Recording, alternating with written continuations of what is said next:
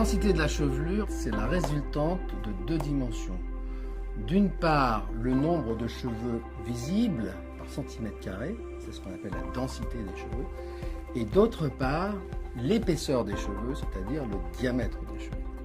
Si on associe l'astémoxydine d'une part et d'autre part une substance capable de moduler le contenu ou bien la qualité des glycanes de la papille dermique, on atteint les deux objectifs, ou du moins les deux valences de la densité de la chevelure, à savoir d'une part le nombre de cheveux par centimètre carré et d'autre part le diamètre du cheveu.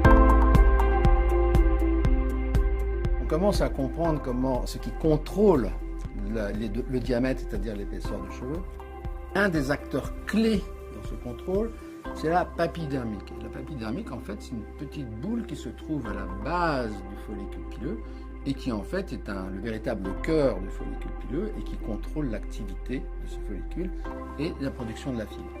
Et ce qu'on sait, c'est que plus le diamètre de cette papille est important, plus le diamètre, l'épaisseur du cheveu, est importante. Lorsque la quantité de glycane présente dans cette papille dermique augmente, eh bien le diamètre du cheveu augmente.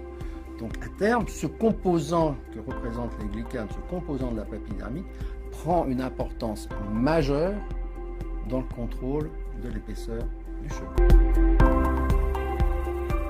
Le follicule pileux existe sous deux états, un état dormant et un état actif. L'état dormant est celui pendant lequel on perd naturellement ses cheveux, c'est-à-dire une centaine de cheveux par jour. L'état actif, c'est l'état pendant lequel le cheveu est activement produit par le follicule pileux.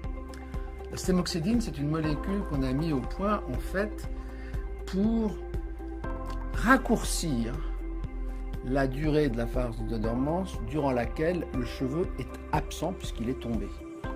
Et lorsqu'on raccourcit évidemment cette durée de la phase où le cheveu est absent, eh bien, ipso facto, on va augmenter la densité des cheveux visibles par centimètre carré.